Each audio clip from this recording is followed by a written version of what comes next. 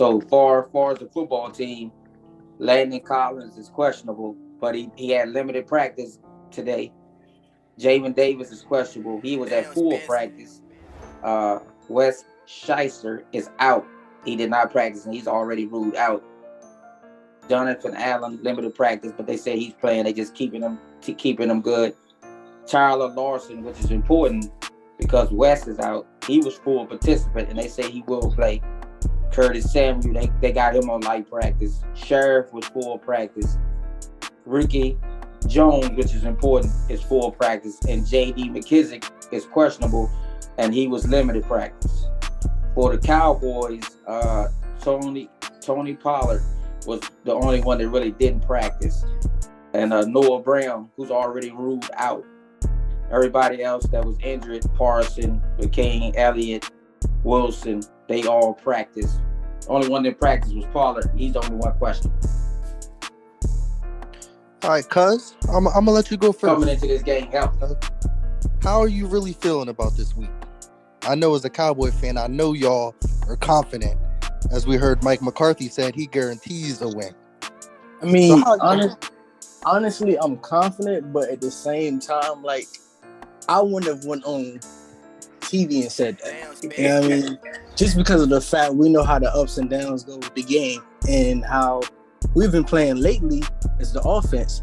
If they don't switch it up it's kind of predictable, you know what I mean?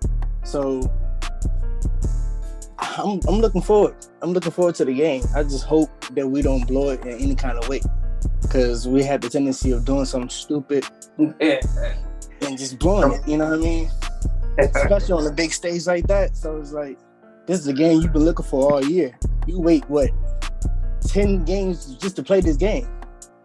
So it's 10 plus games just to play this game. So it's just, I'm looking forward to it. Yeah. Lewis?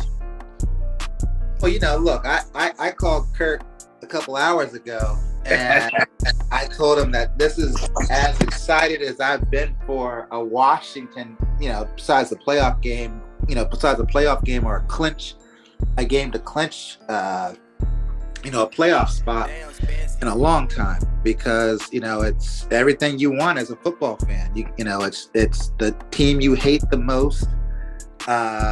Your team's on a 4-game winning streak. You have a chance to, cut the division lead to 1, come back from the ashes. And, I see a viable path for victory. So it's not like I'm going in here, praying that something Dallas has to do wrong for us to win. Like, I can see if we do what we're supposed to do, that we can beat these guys, in my opinion. And it's nothing earth-shattering that we have to do. It's more just making sure that we do what we're supposed to do and execute the way, the game plan that we've been doing, and, and see what happens. See, I'm obviously excited to play the Cowboys, as I know everybody else is, but the problem I have with our fan base is we have very short-term memory, and so we're playing a very elite receiving core. And yeah, William Jackson's been playing a lot better through our winning streak. So has Kendall Fuller. But I don't trust our secondary against their 3-headed monster. I'm just going to be honest with y'all. And in games like this, we normally get brought back down to reality. And that's why I'm a little hesitant to jump the gun and believe that we're really going to go out there and dominate. Well, yeah, I didn't use the word dominate. I don't care if we win, 2-0. I'm talking to my dad. Okay. Oh no. So here's what you're saying. And honestly, your secondary hasn't been the reason why you've been winning the games. It's been the fact that you had ball control. Am I right, Lewis? The reason we've been winning the games is because of ball control.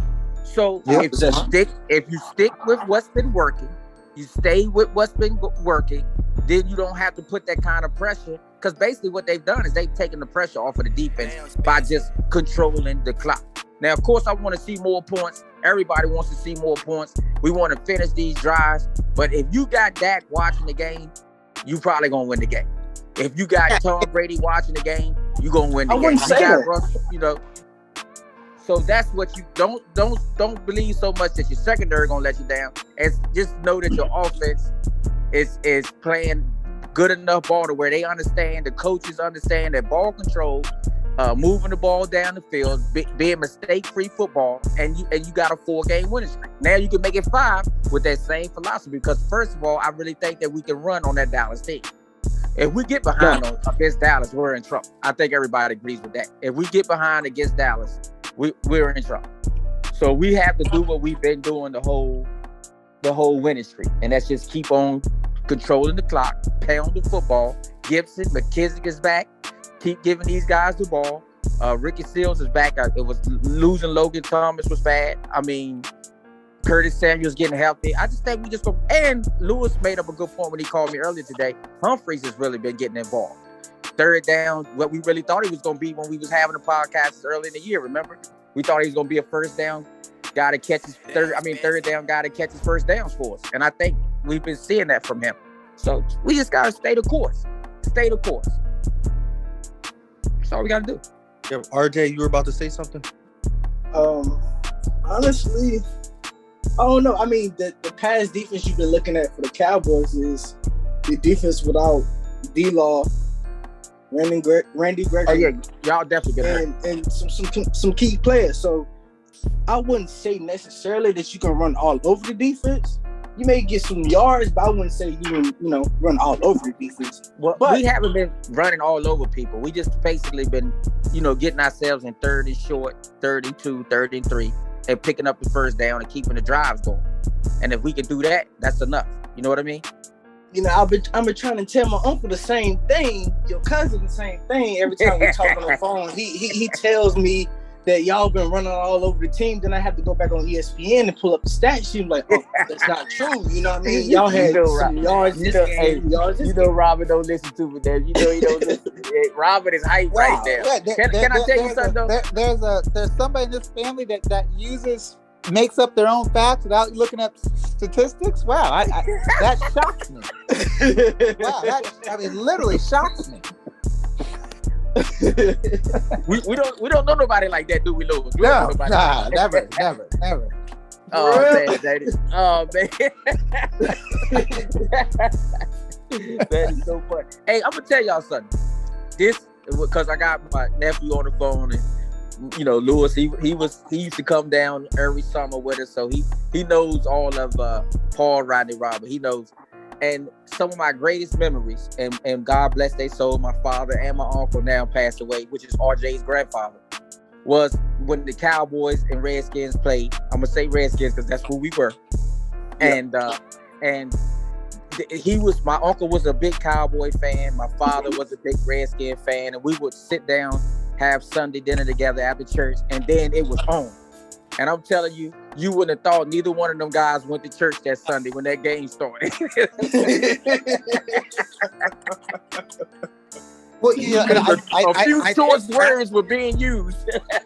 I think that's the biggest thing that I miss, since living here in Dallas, is that I think from the Washington point of view, right, this rivalry is still the rival. Like, if you ask a Washington fan who they hate, it's Dallas. And it's, we hate Philadelphia too.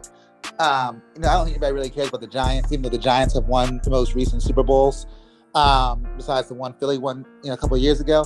But nobody really hates the Giants. But people hate, they like Philly and hate Dallas. Dallas is very apathetic towards Washington down here. They think that they're going to roll right through us. The respect level is, it's hard to hate somebody if you don't respect them, it's hard to hate them. So that's one of the reasons why I really want to win this game, like we talked about the other day, with Dak Prescott. I want to beat these guys with Randy Gregory and with D-Law and they could bring Ed Too Tall Jones and Tony Dorsett. I don't care. I want to beat them. I want to beat them at full strength so I can start. The next time we play them in 2 weeks, they have a little bit more fear in their minds and their hearts that, okay, we got to come and beat the Washington football team, and it's not going to be a foregone conclusion. Like, I mean, I'm hearing statistics. I was listening to today, 31-0, 28-3. I mean, they're not even giving us like that we're going to be within 20 points for these guys. This is our get right game. Dak's going to go for. They were going over under on whether or not Dak's going to throw 4 touchdowns and 350 yards, and they had a legitimate debate. Do you think Dak can do 350 and Zeke can go run for 100? I'm like, well, geez, if they do all that, we're gonna get blown out of shape. What you thinking, RJ? What you think? Honestly, I mean, my thing is we play fastball a lot, so we have the tendency of getting on the field. The first couple drives, we may get on the field and go 3 and out quick, because we want to get greedy and start throwing the ball early instead of running the ball and throwing the ball. You know what I mean? And what they fail to realize, I've noticed in my own eyes by watching the game, is that if you run the ball a little bit more, it opens up some plays in the pass. So you ain't got to run the same stuff all the time. And y'all haven't been running the ball. Y'all have not been running the ball. I've been watching you guys. Y'all my arch enemies, so I keep my eye on my enemies. I like to do that. And you guys haven't been running the ball. I mean, Pollard had that one big run. I think Lewis had the stat. He kind of broke it down. If you take away that one big run for Pollard, they barely had anything, right, Lewis? Yeah, I mean, the last game is New Orleans. Now, New Orleans is a really good run defense. They were averaging less than 2 yards per carry before that Pollard run down the sideline. Right. Because Zeke, I don't care what anybody says. Jerry Jones, Zeke's hurt.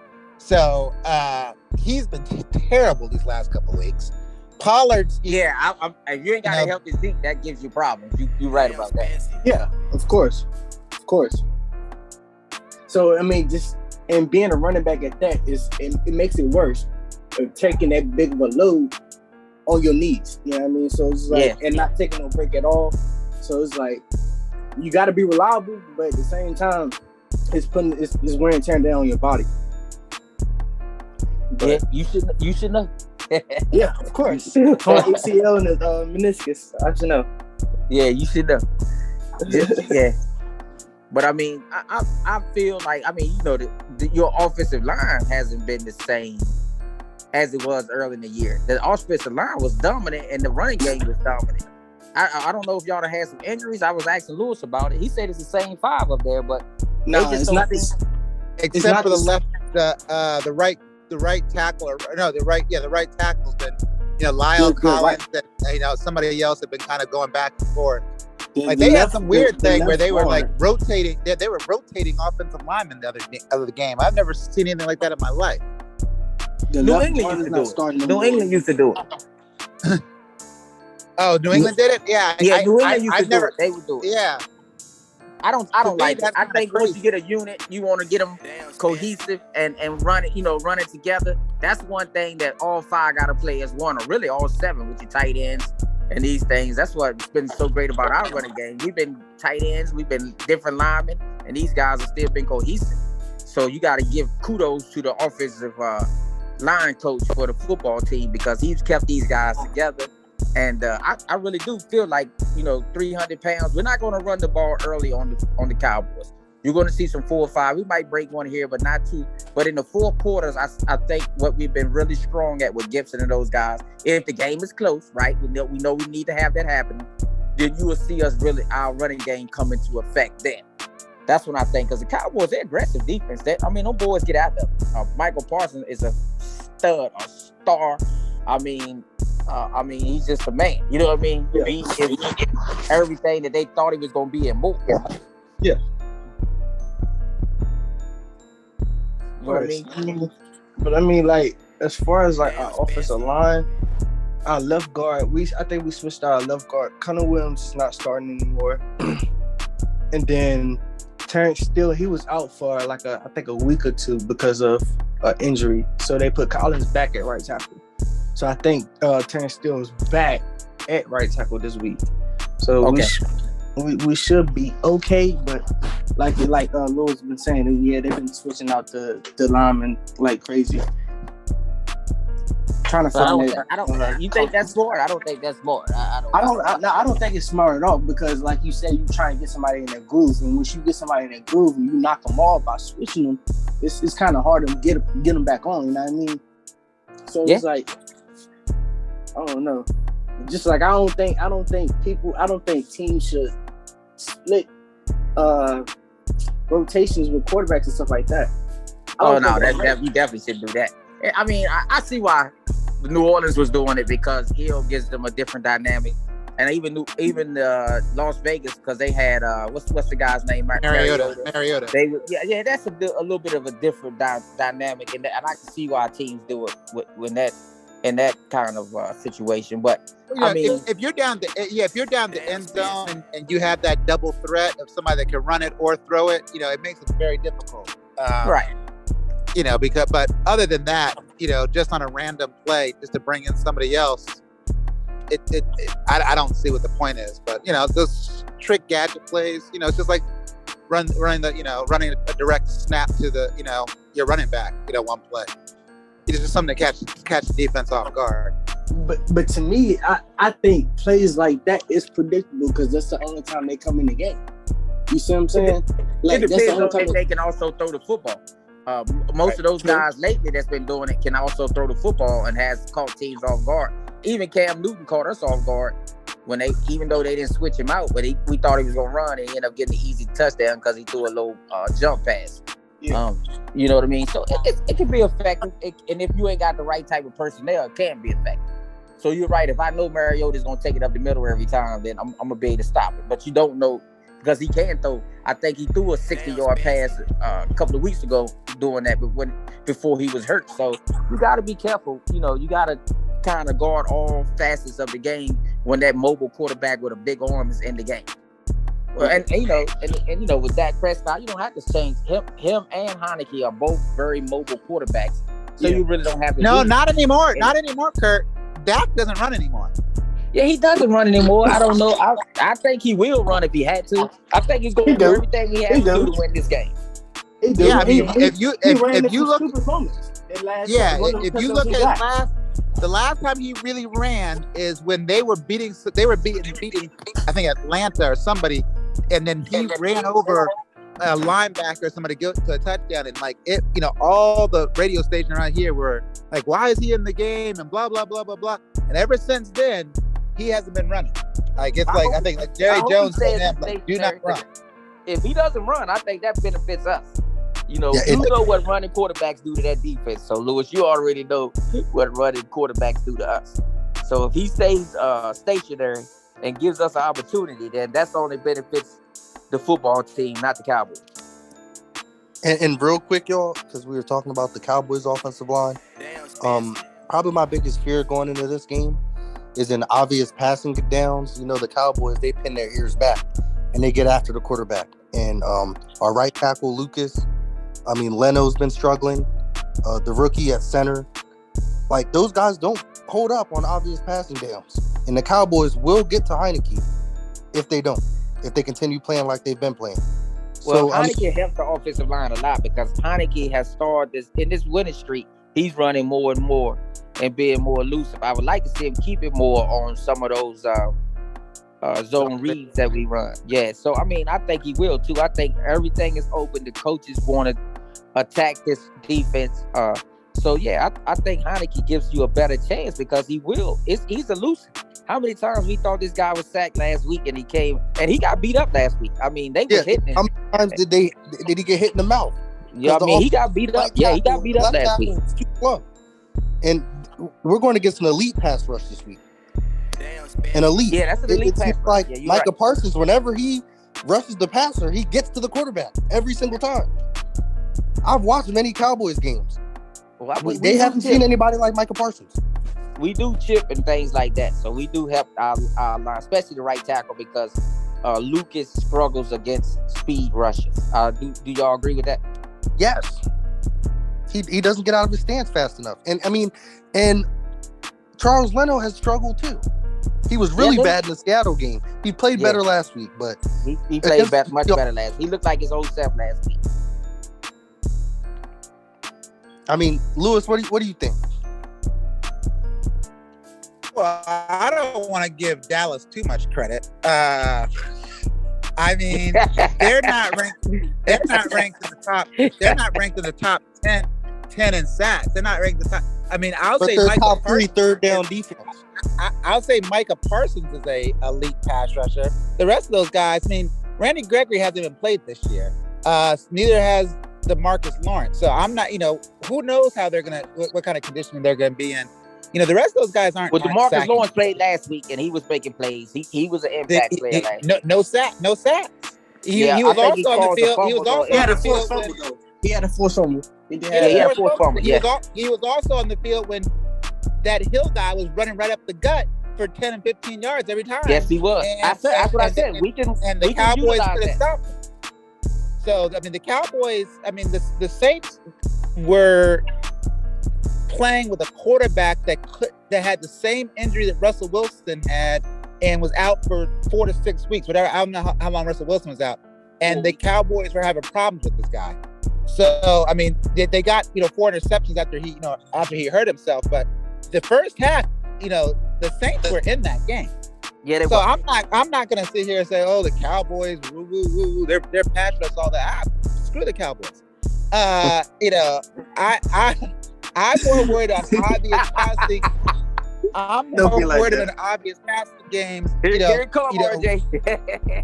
is whether or not you force the ball into Terry McLaurin's hand and Diggs is sitting right there. You gotta mix it up because they're very opportunistic defense. Micah Parsons is elite. There's no doubt about that. But the rest of these guys, Randy Gregory, if you keep him on the field a long time and you haven't played in 6 months, he's not gonna even be in the game in the fourth quarter. He's gonna be tired. He's gonna be on the side tired. Same with DeMarcus Lawrence. They're not in NFL shape right yet.